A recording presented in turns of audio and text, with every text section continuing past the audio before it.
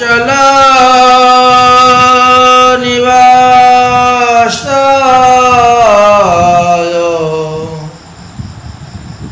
নিত্যায় পরমাত্মনে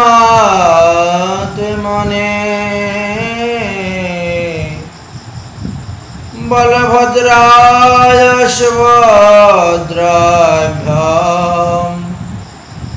জগন্নাথায় তে নমঃ।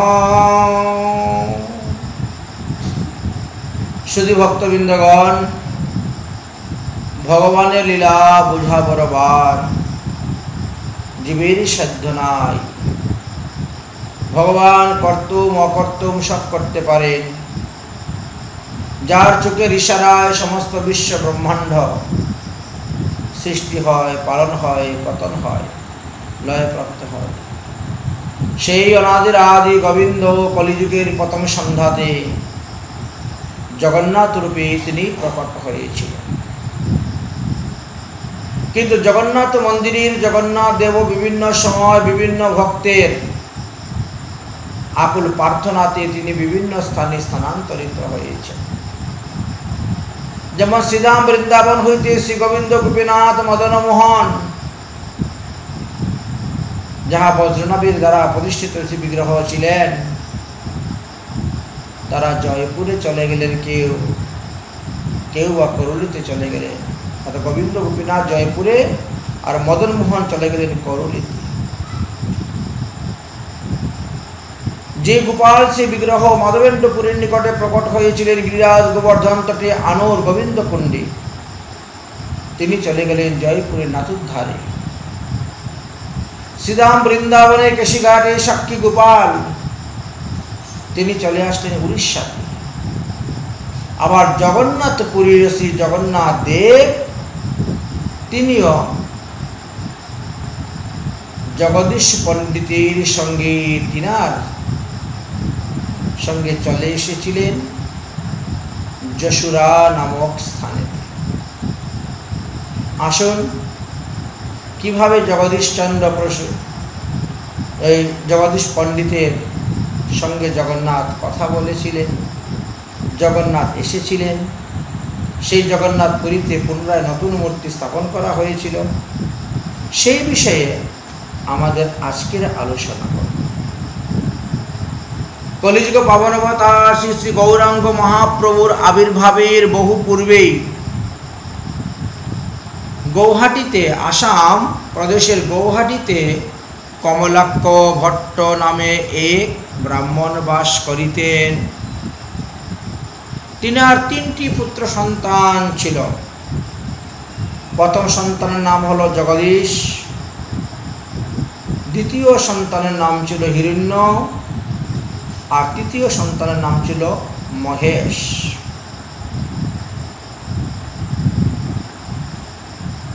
শ্রী কমলাক্ষ বিবির মৃত্যুর পর জগদীশ পণ্ডিত এবং হিরণ্য ভট্ট তারা সপরিবার সহিত শ্রীধাম নবদ্বীপে চলে আসেন এবং জগন্নাথ মিশ্র অর্থাৎ মহাপ্রভুর পিতা জগন্নাথ মিশ্রের বাড়ি থেকে অনতি দূরেই জায়গা কিনে বাসা বাড়ি তৈরি করে সেখানে বসবাস করতে শুরু করলেন। তারপরে মহাপ্রভু আবির্ভাব হলেন। মহাপ্রভু একদিন একাদশী ব্রতেতে ক্রন্দন করিতে লাগিলেন।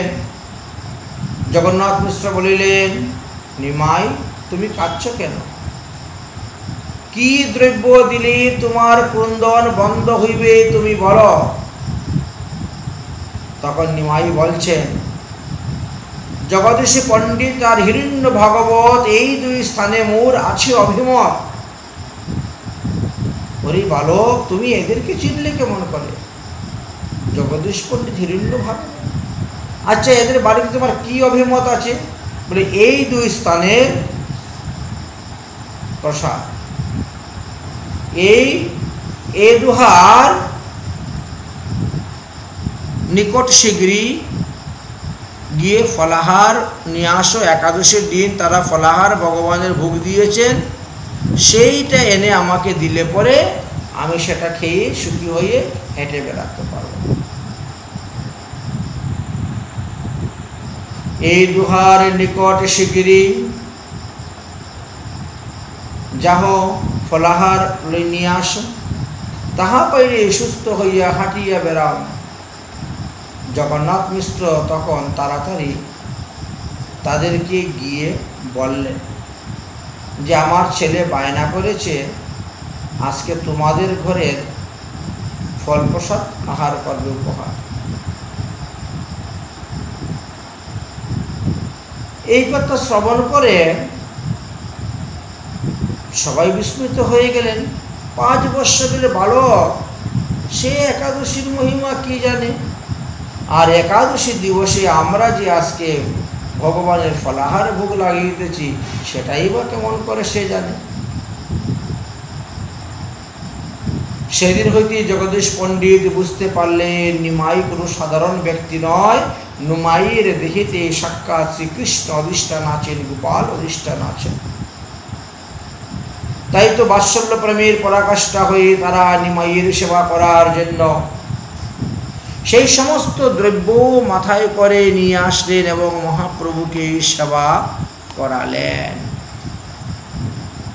অর্থাৎ একাদশী দিবসে ফলাহার করা যায়, এটাই ভগবান আমাদেরকে শিক্ষা দিয়ে গেলেন। যাই হোক, মহাপ্রভু নবদ্বীপ লীলা সমাপ্ত করার পর সন্ন্যাস গ্রহণ করে যখন নীলাচলে চলে গেলেন, তখন এই জগদীশ পণ্ডিত মহাপ্রভুকে দর্শন করার জন্য, জগন্নাথ দেবকে দর্শন করার জন্য, জগন্নাথ দেবের রথযাত্রা উপলক্ষে তিনিও বেশ কিছু ভক্তগণের সহিত নীলাচলে গিয়েছিলেন এবং মহাপ্রভুর নিকটে মনের আনন্দে বহুদিন তিনি সেখানে রয়েছিলেন। জানা যায় যে ইনি 4 মাস সেখানে অবস্থান করেছিলেন।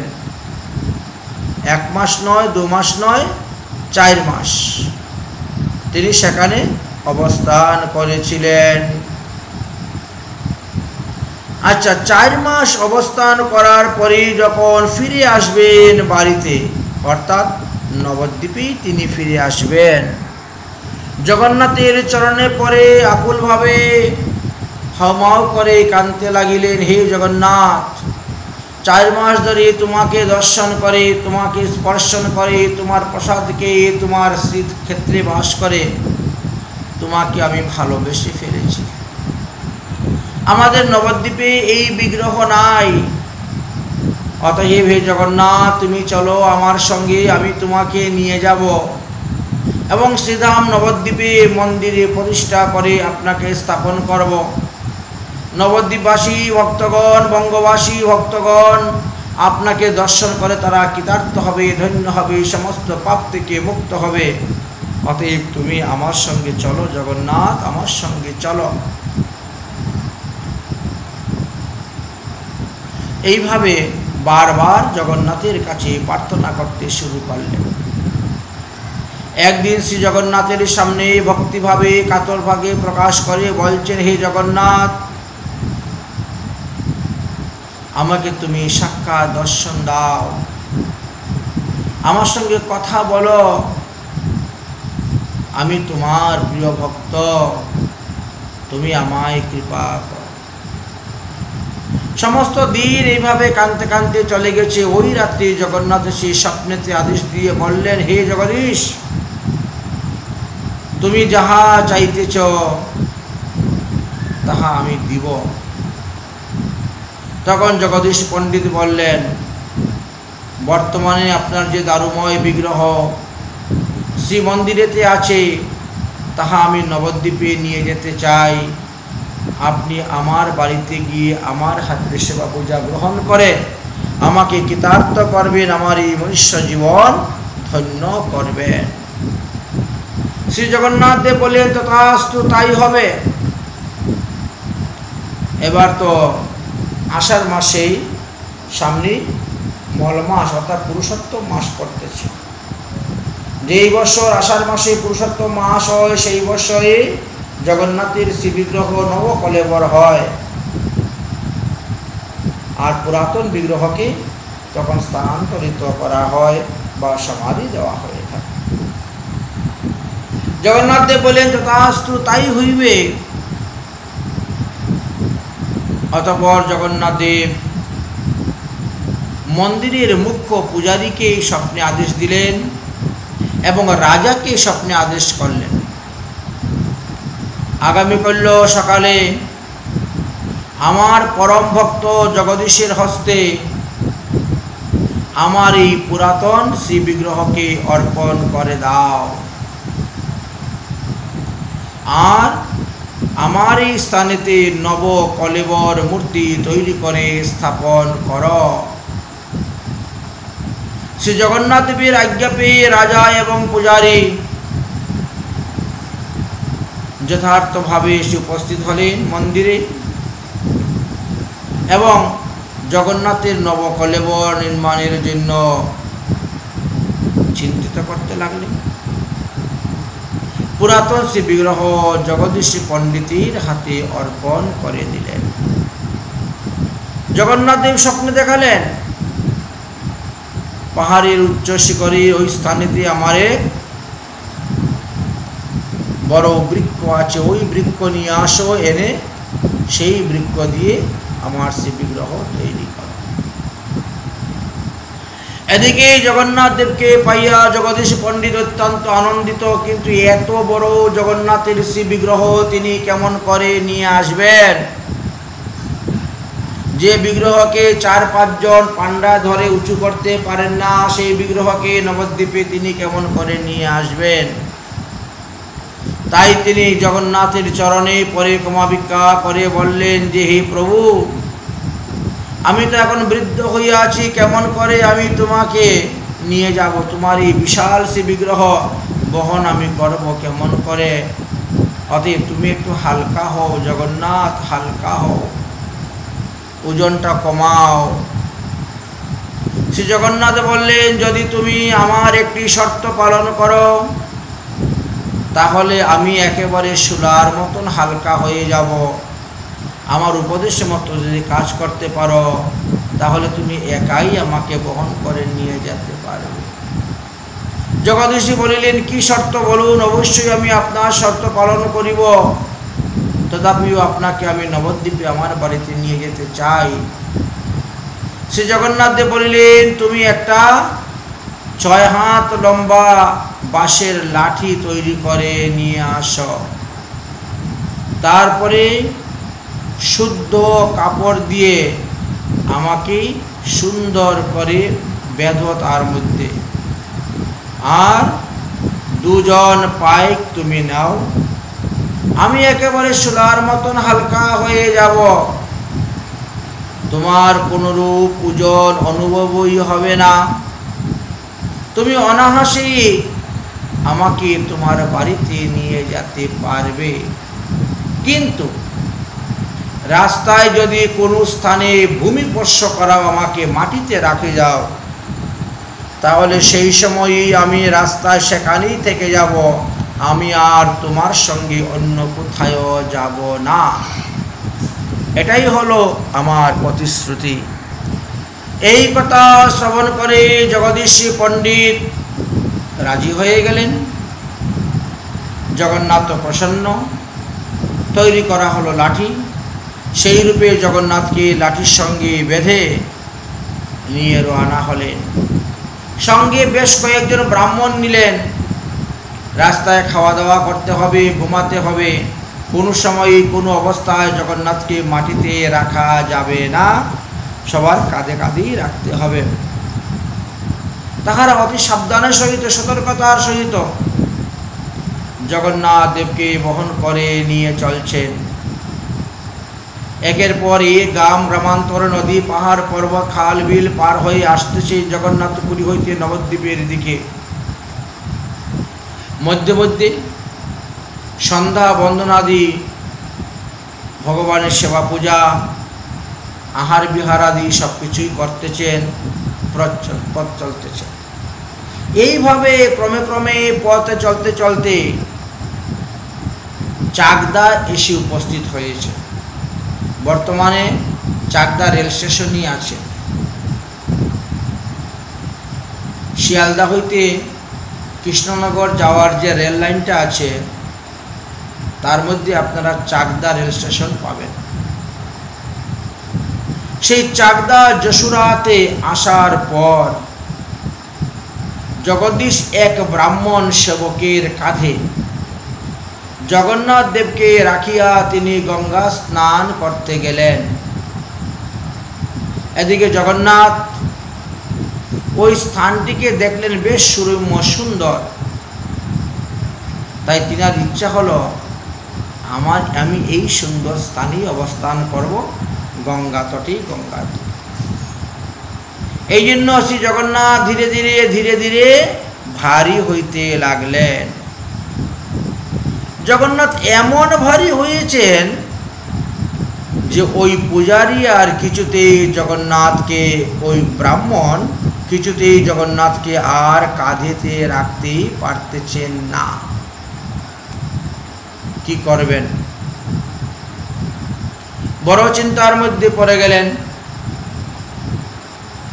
এদিকে জগদীশ পণ্ডিত গঙ্গা স্নান করে ফিরে আসতেছেন না। শেষে ওই ব্রাহ্মণ এক বৃক্ষতলে জগন্নাথকে ভূমির মধ্যে রেখে দিয়েছেন। সেই হইতেই পুরীর জগন্নাথ তথায় অবস্থান করিতেছেন। জানা যায় যে জগদীশ পণ্ডিত স্নান করে আসার পরে যখন ভূমিতে জগন্নাথকে দেখলেন তখন খুব অনুনয় বিনয় করে, কান্নাকাটি করে, স্তুতিভক্তি করে অপরাধ ক্ষমা চেয়েছিলেন এবং সেবা পূজা করে ভগবানকে ভোগ দিয়ে আরতি করে প্রার্থনা করে আবার জগন্নাথকে তোলার জন্য চেষ্টা করলেন। কিন্তু শত চেষ্টা করতেও সমস্ত চেষ্টা বিফল হয়ে গেল। তিনি জগন্নাথকে আর তুলতে পারলেন না, তুলতে পারলেন না। কারণ পূর্ব শর্ত অনুসারে জগদীশ পণ্ডিত সেখানে জগন্নাথের পূজা করিতে লাগিলেন। পরবর্তী সময়ে সেই এলাকার রাজা কৃষ্ণচন্দ্র হয়েছিলেন এবং তিনি তখন জগন্নাথ দেবীর মন্দির নির্মাণ করিয়া দিয়েছিলেন। আজ অবধি সেই মন্দির আছে এবং ঠাকুরের নাম প্রচুর জমিদারি জায়গা তিনি দান করেছিলেন।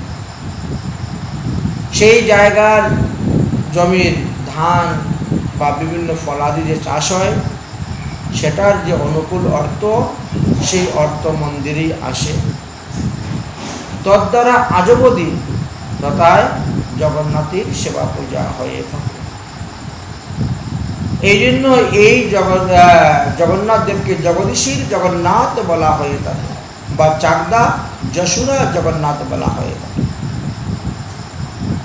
শ্রীক্ষেত্রে গিয়ে জগন্নাথের রথযাত্রা দর্শন করলে, জগন্নাথকে দর্শন করলে মানুষ যে পুণ্য ফল লাভ করতে পারেন,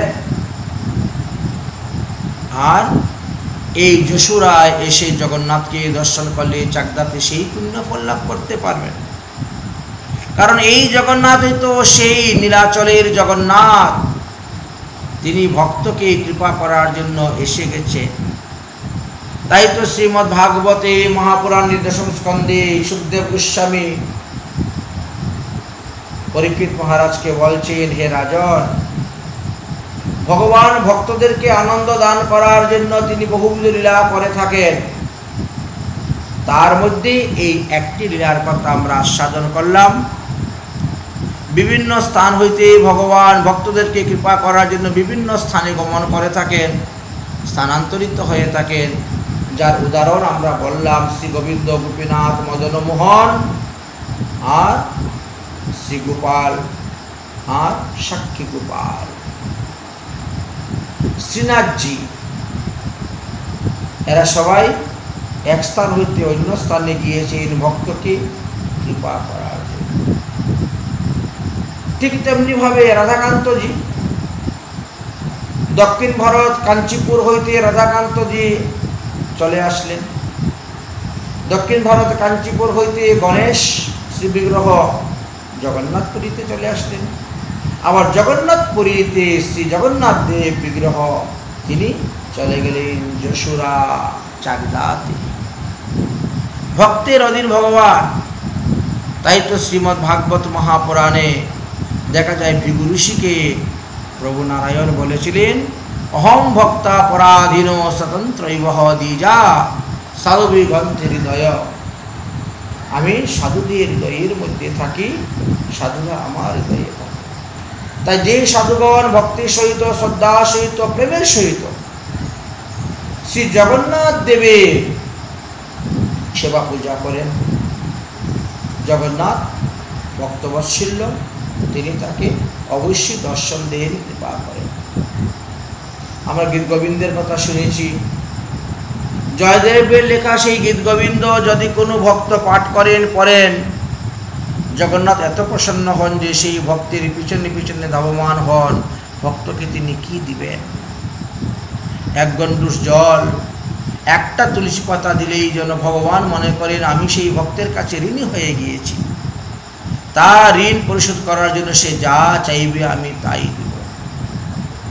কত বড় দয়ালু যে ভগবান, তার প্রমাণ ভাগবতও দিয়ে গিয়েছেন। সুদামা বিপ্রদে 4 মুষ্টি ত্রিপিটকে নিয়ে গিয়েছিলেন। 1 মুষ্টি ত্রিপিটক খেয়ে তিনি সমস্ত পৃথিবী দান করে দিয়েছিলেন। 2য় মুষ্টি ত্রিপিটক খেয়ে তিনি সপ্তস্বর্গ দান করে দিয়েছিলেন। তাহলে ভগবান কখনো কারোর কাছে ঋণী থাকেন না। তিনি ন্যায় বিচারক, তিনি দয়ালু, বিচারটাও ন্যায়ভাবে করেন, আবার তিনার উদারতা দয়ালুতাও আছে। তো এইভাবে শ্রী জগন্নাথ দেব জগন্নাথ পুরী হইতে, জগন্নাথ মন্দির হইতে জগদীশ পণ্ডিতের সঙ্গে তিনি যশোরা চাকদাতে এসে গিয়েছিলেন। এখনও তিনার মন্দির আছে। পরবর্তী সময়ে জগন্নাথের আদেশে সেই বৃক্ষ এনে সেখান থেকে জগন্নাথের বিগ্রহ তৈরি করে সেই বিগ্রহ আবার জগন্নাথ পুরীতে নতুন করে স্থাপন করা হয়েছিল। জানা যায় যে এক বিগ্রহ হইতে প্রাণ নিয়ে আরেক বিগ্রহীতে প্রতিষ্ঠা যে আচার্য করেন, যে ব্রাহ্মণ করেন, তিনাকে নিত্যদাম প্রাপ্ত হইতে হয়, অর্থাৎ তিনার সেই দিনেই মৃত্যু হয়ে যায়। আজ অবধি সেইভাবেই চলতেছে। তবে প্রতি বৎসর নবকলেবর হয় না, বিভিন্ন সময়ে এই নবকলেবর হয়ে থাকে। তারও কতটা দিন, তারিখ, তিথি, নক্ষত্র আছে। আমরা এই বিষয়েও কিঞ্চিত আলোচনা করব। জয় রাধে, শ্রী রাধে, শ্রী জগদীশ পণ্ডিত কি জয়, শ্রী জগদীশের জগন্নাথ কি জয়। জয় জয় শ্রী রাধে শ্যামতাই গৌর হরিবল। ধিং বাজার জগন্নাথ মন্দির দর্শন করার জন্য এসে উপস্থিত হয়েছি। দেখতে পাচ্ছেন এটা হলো জগন্নাথ মন্দিরের মেন গেট। এই হলো সেই জগন্নাথ মন্দির। আমরা এসে উপস্থিত হয়ে গেছি। জগন্নাথ মন্দির দর্শন করার জন্য এখন যাচ্ছি। সুরপতি গণেশার্চিত পদ জগন্নাথ স্বামী নয়ন পথগামী ভবতু মে জগন্নাথ স্বামী নয়ন পথগামী ভবতু মে। भुजे सव्ये वेणु शिरसि शिखि पुच्छं कटितटे दुकूलं नेत्रान्ते सहचर कटाक्षं विलसयन् सदा श्रीमद्वृन्दावन वसति लीला परिचयो जगन्नाथ स्वामी नयन पथगामी भवतु मे। जगन्नाथ स्वामी नयन पथगामी भवतु मे। जगन्नाथ स्वामी नयन पथगामी भवतु मे। महाम्भोधस्तीरे कनकरुचिरे नीलशिखरे वसन् प्रासादान्तः सहजबलभद्रेण बलिना सुभद्रामध्यस्थ सकलसुरसेवावसरदो जगन्नाथ स्वामी नयनपथगामी भवतु मे जगन्नाथ स्वामी नयनपथगामी शान्ताकारणं भुजगशयनं जगन्नाथ स्वामी नयनपथगामी मेघवर्णो शुभांगं लक्ष्मीकान्तं कृपापारावार सजल जलदश्रेणिरुचिरो रमावाणी रामस्फुरदमलपङ्केरुहमुखः सुरेन्द्रैराराध्य श्रुतिगणशिखागीतचरितो जगन्नाथ स्वामी नयनपथगामी भवतु मे जगन्नाथ स्वामी नयनपथगामी भवतु मे जगन्नाथ स्वामी नयनपथगामी भवतु मे रथारूढो गच्छन् पथि मिलितभूदेवपटलैः स्तुतिर्प्रादुर्भावम् प्रतिपदमुपाकर्ण्य सदयः दया सिन्धुर्बन्धु सकल जगतां सिन्धुसुतया जगन्नाथ स्वामी नयनपथगामी भवतु मे जगन्नाथ स्वामी नयनपथगामी भवतु मे जगन्नाथ स्वामी नयनपथगामी भवतु मे परब्रह्मा पीडत्कुवलयगलोत्फुल्लनयनो এখানে জগন্নাথজি নৌকা বিলাস যাত্রা করেন। আমরা জগন্নাথপুরীতে যেমন रसानन्दो राधा सरस पुरालिङ्गन सुखो जगन्नाथ स्वामी नयनपथगामी भवतु मे जगन्नाथ स्वामी नयनपथगामी भवतु मे जगन्नाथ स्वामी नयनपथगामी भवतु मे नवैयाचेराज्यं न च कनकमाणिक्यविभवम् न এখানে বিরাট বড় মেলা হয়। এটা হলো মেলার মাঠ, জগন্নাথ মন্দিরের পাশে সেই মেলার মাঠ। सदा काले काले प्रमथ